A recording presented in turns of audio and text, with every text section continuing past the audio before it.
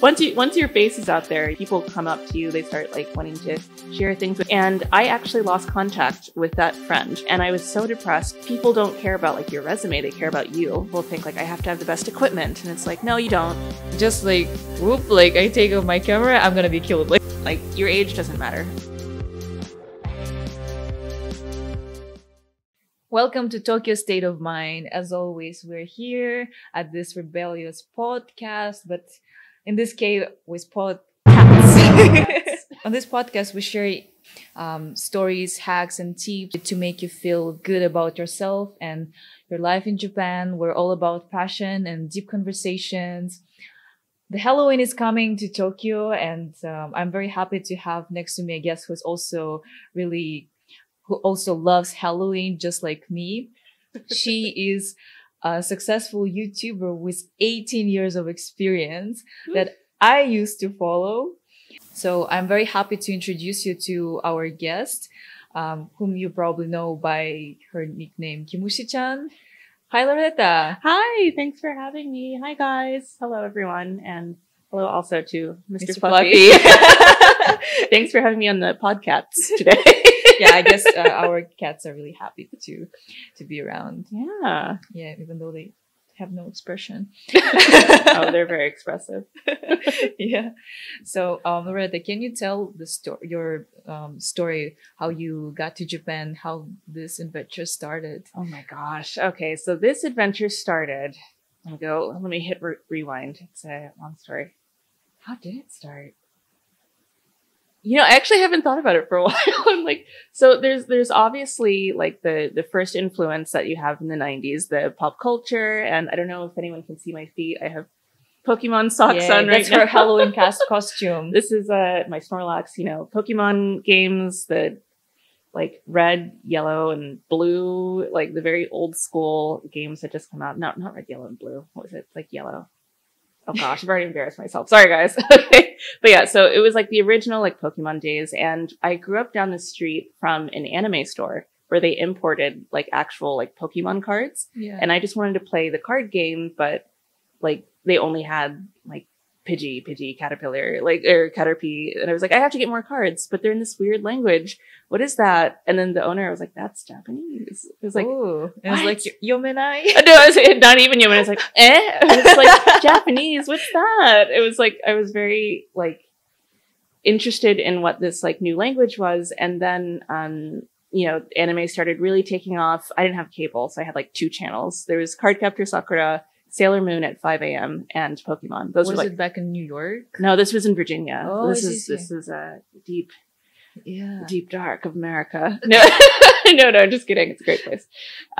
So I started way back then, and then they had actual classes at my school. So they had Japanese classes where you could pick either Japanese, Chinese, or Korean. And Japanese was just the one that I'd heard of at that point. So I took Japanese. And then I was in the marching band.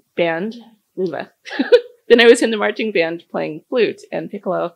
And we had an exchange student from Japan who joined and became like my buddy because I was like the only person who could kind of speak with her. Cool. Yeah. So then from there on, I was like originally just kind of nerding out. But once I met her, it was like, okay, if I have to stay her friend, I have to learn to write, because there was not really like that much internet stuff back then. Like to stay in touch, you had to either had a Mixi account or you had a handwritten letter. So she and I would write handwritten letters back and forth. Cool. Yeah. It's like, do you still have those letters? I do. I found them. Wow. So here's a funny story. Okay. Here's a funny story. I posted a video about a year or 2 ago talking about my journey. This whole question, like, why did you start learning Japanese? And I actually lost contact with that friend, my first friend. And I was so depressed because I couldn't find how to get in touch with her. Yeah. And she found that video and messaged me about like a month after. I can imagine how excited she was. She was like, Loretta, I found you. And we found out that our lives had crossed paths so many times, but like we just never like reconnected. So we like went out to dinner, and I like cried like hours and hours. Like we're both like married now, and it's like, do you remember when we were writing? And I was like, I can finally read the message you wrote me. It only took me 20 years.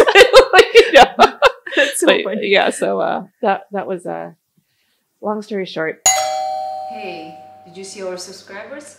Oh, you are our subscriber. Don't forget to hit like and subscribe button, plus leave the comments so Tokyo's State of Mind can create more great content for you. Enjoy your video. People, I guess, yeah. My first friend is really what got me learning Japanese. I also believe that like good friends, they bring you to amazing places. They really do. Right? It's like some people say good shoes bring you to good places, but okay. Well, have both good shoes and good friends. Good, right? Good shoes, good friends, you're good to go. I'm gonna remember that one. Yeah. Fond memories. That's great. It's like an 18 years of YouTube was like so there's so much I should learn from you. So 13 years of YouTube actually. Okay. I've confused you. 18 years of Japanese. Well, it's still like something teen. It's still, quite a lot. It's still, the math is like very fuzzy in my head. But yeah, it's been a long time, and I never really took it seriously. I would say until like today. No, until recently. But it was always kind of just something for fun or a way for me to practice my Japanese, because at first I wasn't in Japan and there was really no way to communicate with people after I lost contact with my friend. YouTube was like, back then it was just something where you put something on the internet and people could video reply. Like you could have actual video responses with like strangers and Japanese people would correct you nicely, not nicely sometimes, but just real people conversations. And that's how I really got to practice my Japanese. And it was also kind of like a paper for school. Like every week you have to make a report on something in Japanese. Like it's kind of like, it was like a project on how I could actually practice speaking. And then recently, since I came to Japan, I have plenty of chances to speak Japanese. So it's changed from like language practice more towards what can you do with language? And that's what I'm trying to shift towards more. So just, there's a lot of lifestyle video stuff now, and there's a lot of like my personal experiences, and hopefully more interviews kind of like this is what I would like to do, is, enough about me, more about the other cool people out there. So it's been a long time, like 10, 13 years off and on and kind of all over the place, but it's been a lot of fun.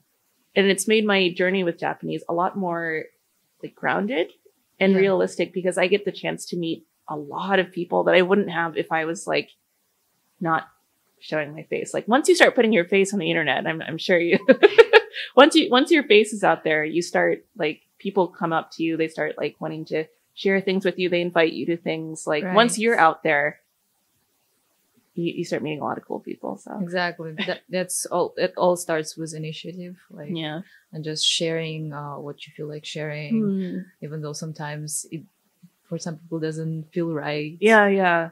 I have a lot of trouble with that, actually, feeling like, where's the line? Because like for me, I love to watch real people. Obviously, like I like to see what someone's life is like or what their personality is like. But then when it's actually me in front of the camera, I'm like, oh gosh, wait, like, what did I just say? Like, what, it's crazy. You look so, I felt like you looked so comfortable with camera. It's like, whoa, and always like smiling with like this incredible energy. Well, so that's my family's fault. That's less of YouTube and more my family. They're all like entertainers, basically. That's amazing. Yeah. My parents have their own TV show back in the States. And I grew up like working the cameras and like being like a studio nerd. So the cameras I like, it's the people behind it that would make me a little nervous. But now that, it's very usual to be on YouTube, it wasn't always the case, but now it's like a very normal thing. And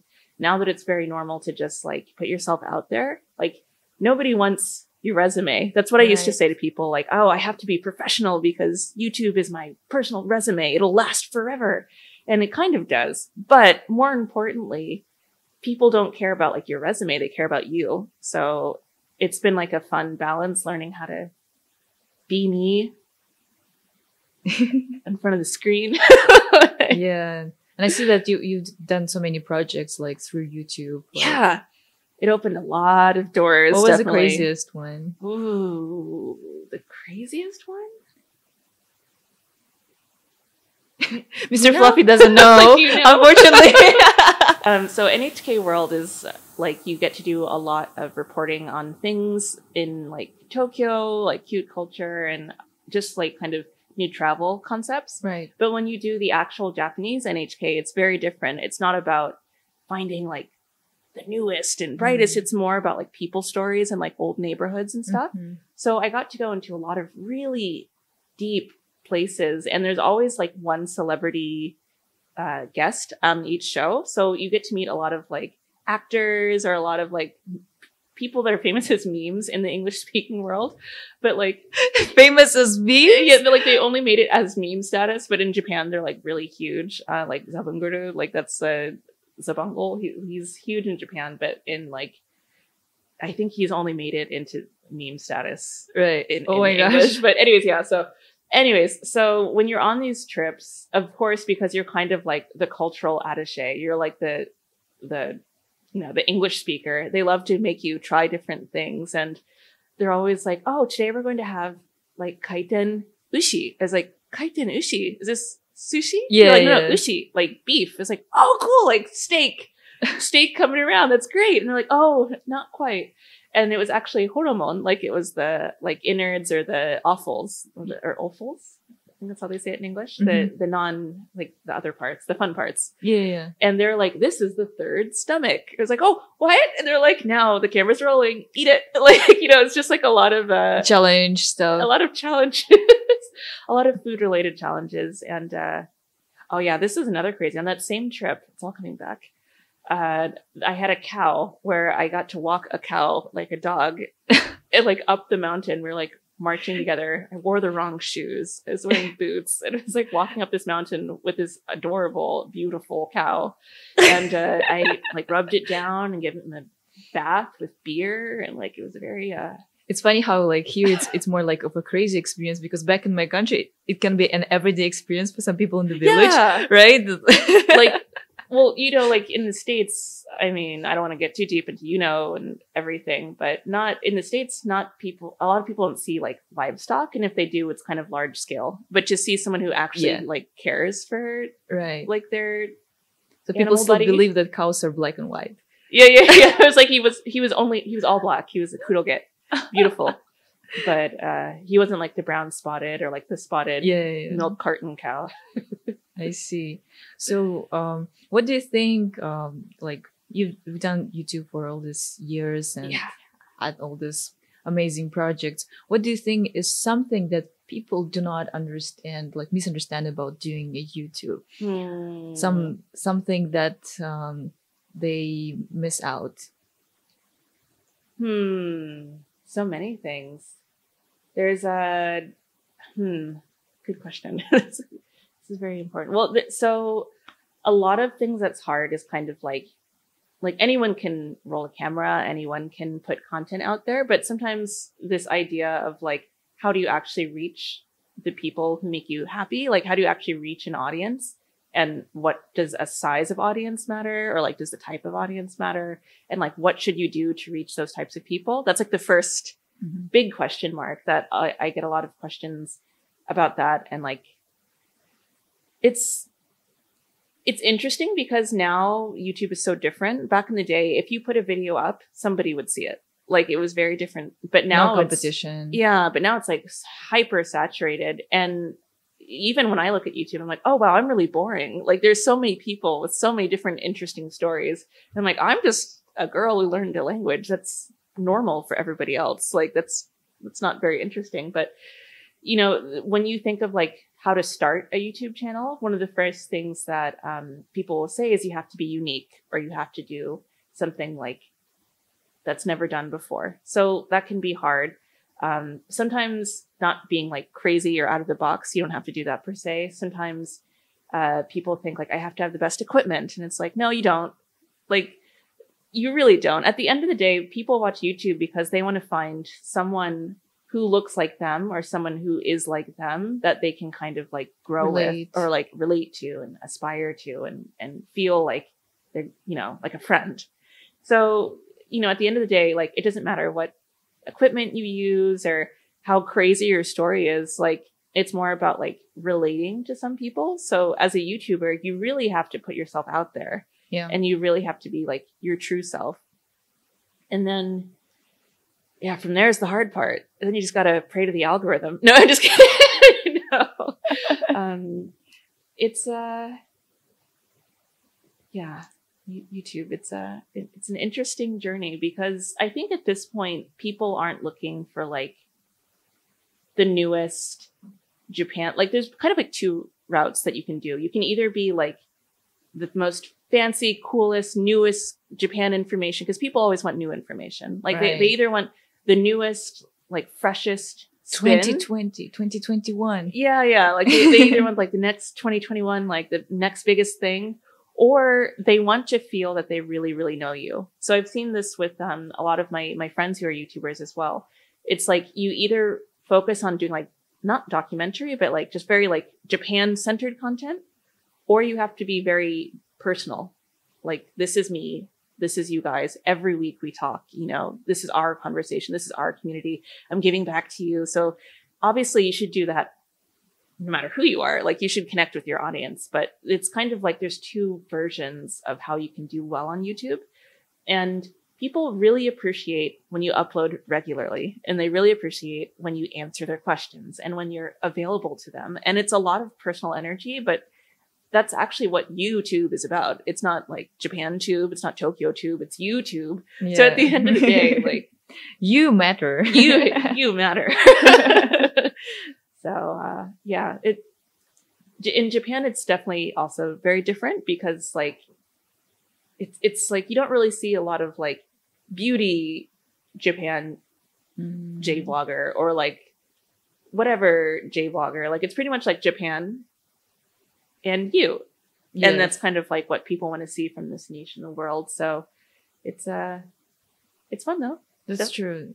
In Japan, it's so different. And people are not really about like showing themselves as much. They would rather show their cats. Yeah. Like their dogs. Or the like the virtual reality, the like the VR YouTubers. Is that a thing outside of Japan?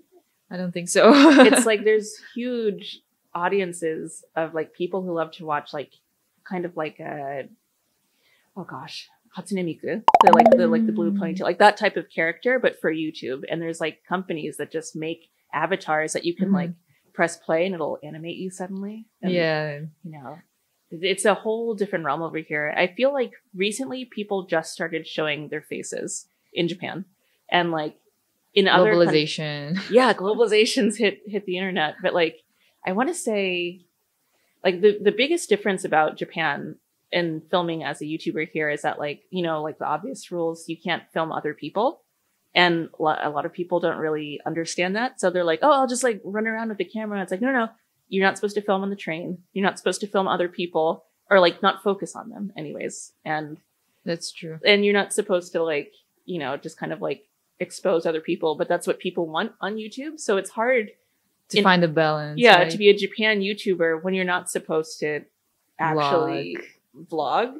But then at the same time, people want to see real reactions of real people. So like for me, one of the things that I've been doing recently is I'll call ahead and say like, I want to film a YouTube video and I'll introduce myself, but I won't say everything about what we're doing. So we still kind of have a raw, like fresh experience, but I try not to say too much. But you can't just walk into a store rolling a camera or like, I mean, most places you can't really do that. Like, but that's so true. And the thing is like, even if there is no clear rule written there, like, oh, no YouTube videos, YouTube dame, like something like that. You still feel it. Yeah. You still feel this pressure. It's like if I just like, whoop, like I take off my camera, I'm going to be killed. Like something like that. So that's the other thing I've noticed is that, the cameras that people use in Japan is very different than cameras that people use in other countries. So like in LA, for example, you want to have like, you know, the Joby, like the very recognizable tripod and like the big camera with the nice wide angle lens and the big furry squirrel on top, getting all the top sound. But if you do that in Japan, you won't be able to film because someone's going to stop you pretty soon.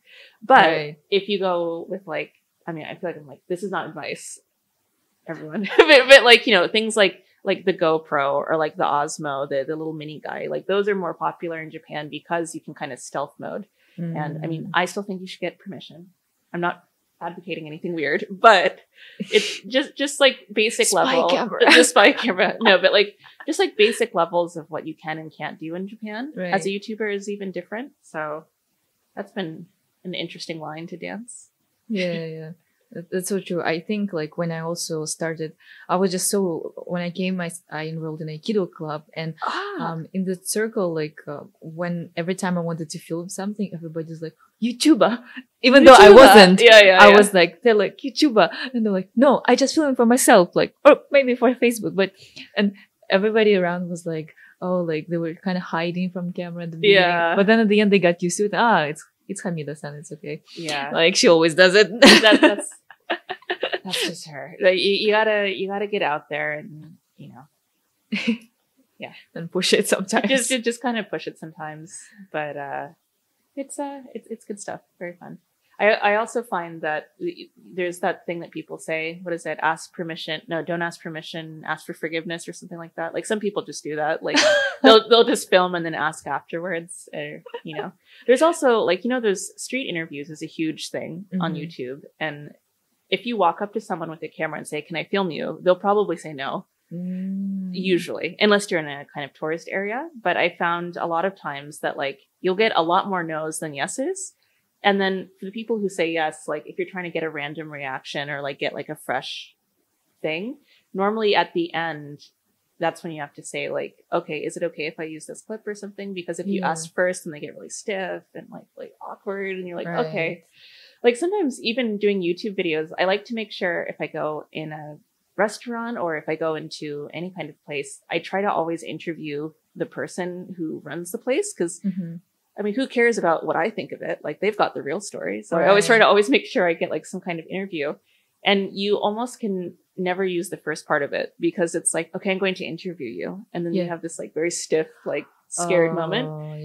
And then after they say whatever they tried to say, then I'll kind of like, oh, but I love your restaurant, like that Mont Blanc was delicious. And they're like, oh, thank you. And then they open up and you re-ask the question, and then it's very natural. But like, there's so pro tip from Loretta: buy coffee from that coffee shop that you're filming. Compliment people on something real, and they'll open up like very quickly, and you'll have a better video. So yeah, that's cool. Very useful tip. Random tips. Sorry about that. Mr. Fluffy, what do you think? Mr. Fluffy, you're looking great. Always happy. Yeah, looking very great today, Mr. Fluffy. As always, Fluffy. So one thing that I was also really interested, like just actually today we were watching your video, like Emma Old to School, and that was so inspiring. Because I feel like that a lot of people have the stigma that in order to go, you have to like adjust to a certain timeline, like by 26 I gotta finish my master's, and then get my PhD by 30, and try not to die by 40, whatever.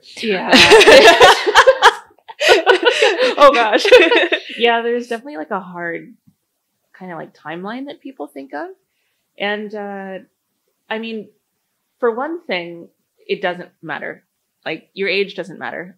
But looking at you, I feel like, how old are you? 13? 32. It's like, but just your energy is like amazing. Thank you. I love it. 13 on the inside, maybe. But yeah, no, it's, there's definitely like a kind of timeline that people kind of think like, I have to do this by that. I have to do this by that. And that can kind of trip you up, because I found even like, for example, for scholarships or for like just doing something new or just any kind of new idea, a lot of people think, well, I'm out of college, so I can't.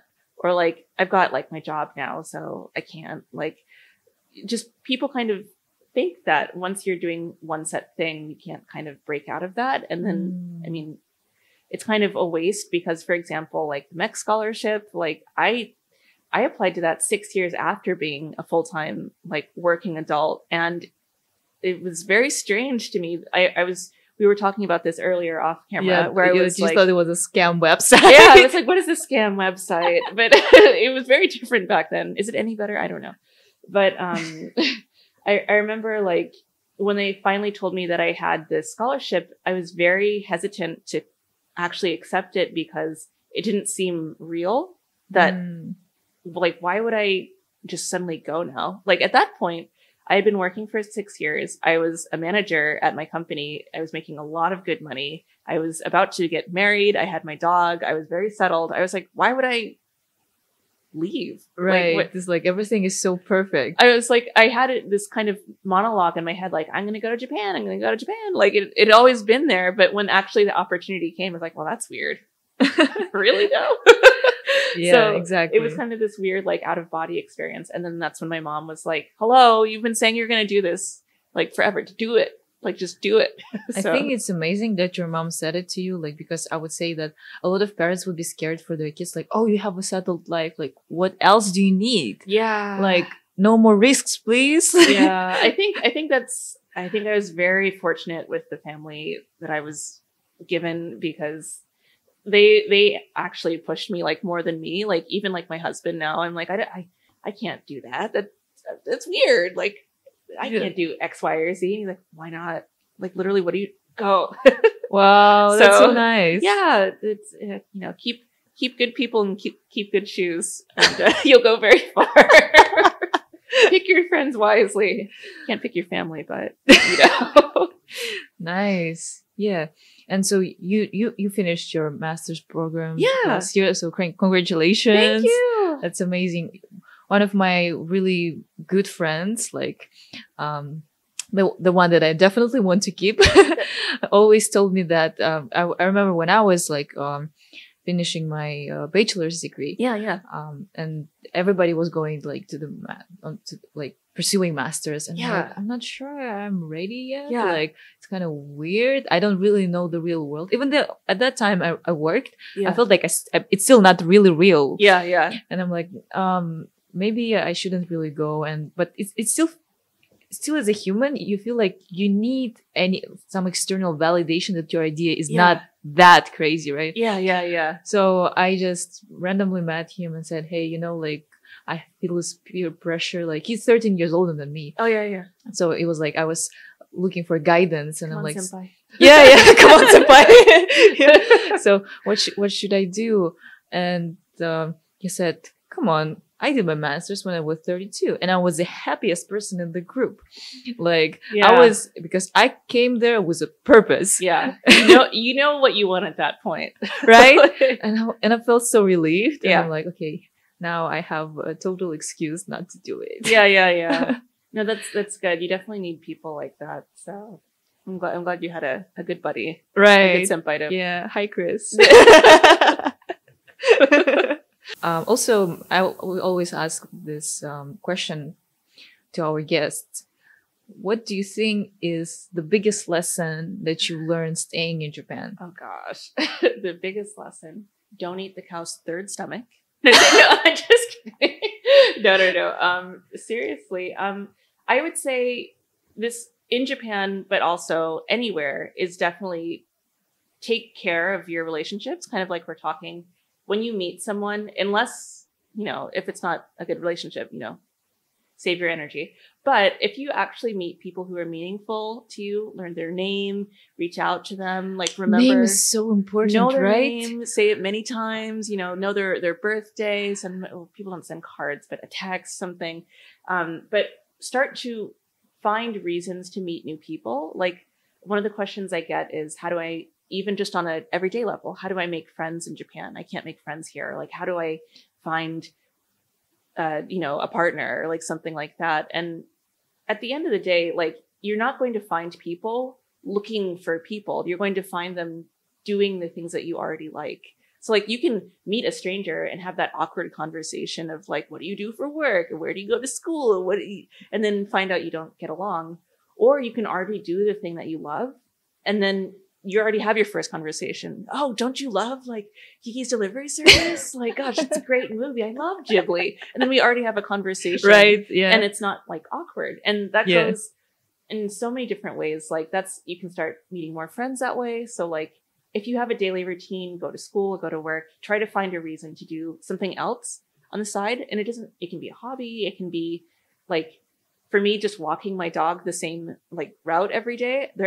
There's this sweet old man who I talk to like all the time, and like in the park, there's like the dog group, and we all just like Yeah. say hi. Do they give you candies or something? Yeah. Right? That's what they do. I got a jar of jam this week. So, Aww. but yeah, so it's just like going made out. with love. Yeah, made with real love and real berries. They showed me the bush where the berries were. Interesting. It was very interesting. But yeah, definitely, you know, just find reasons to meet people, and things like meetup.com. That was huge for me. Even before I came, I don't know if that's a thing anymore. Never heard about it. We'll have to check. But when I was in New York, I wanted to practice Japanese. I moved to New York for my husband, like for love. And I was a little disappointed because I thought I would be moving to Japan. This timeline thing. I thought I have to go to Japan now because I had studied abroad for so many years in Japan, but I had never like really set down roots. And I was like, I can't go to New York. That's the wrong direction. What a waste of time. But it totally wasn't. Very nice. And the thing about my time there is that there is like such a strong Japanese community there. I had a grocery store like down the street where like the guy was from Osaka. He only spoke Osaka-ben. The guy who owned like the little dachshund, he spoke Osaka-ben. I could hear him out my window every morning. Like, that's so nice. Yeah, there's like obviously it's like music for you every day. It's like obviously, you know, there's restaurants and things like that, but there were community centers. I used to do like crochet and knitting. There was an art center where you could just like crochet like little plushy characters, and like, but it was all Japanese. So you'd just meet other people, or like there was an acting group where you could do improv, but it was run by a Japanese lady. So there was just a bunch of Japanese people, and like you keep practicing. And it's just things like that where I would go on Meetup, and in Japanese I would type XYZ, or like I would look for like certain things to do wherever I was.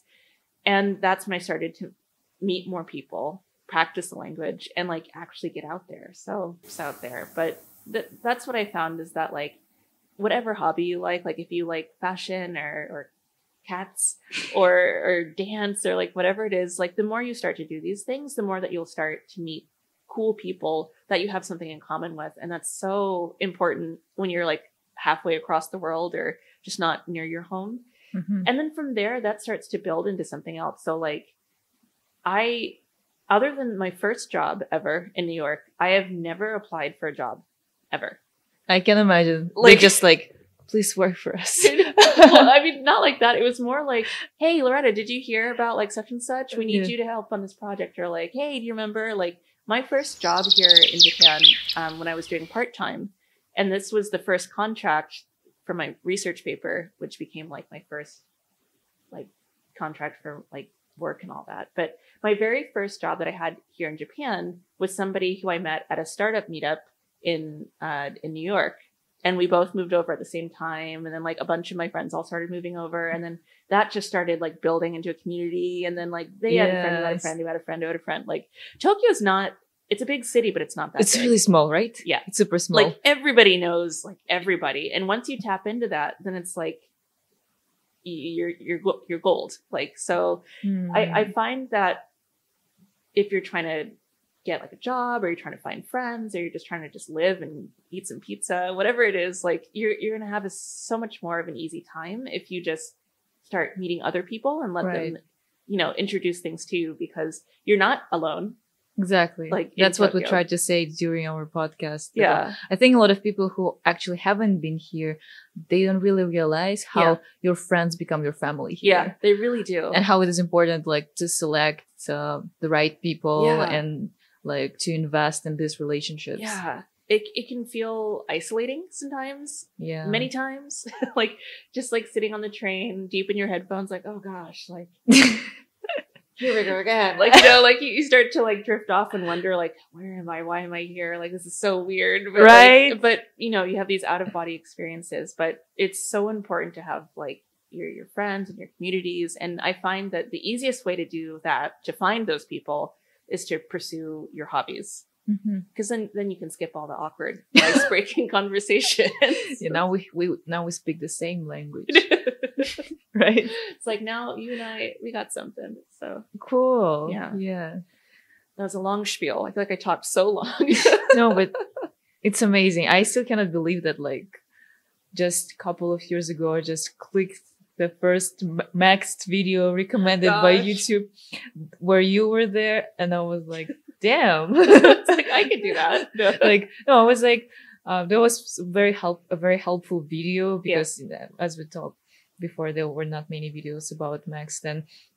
And I like how positive you were about like you really described everything in a positive way, but of course like with some alerts like, hey guys, you have to bring your passport, you have to bring your documents, don't make your mama go and like rush for your documents back home. Like if you ever see a video from me giving advice that came from like a very painful day or like a very painful experience brought that advice, like those are all real pieces of advice that came from real experiences.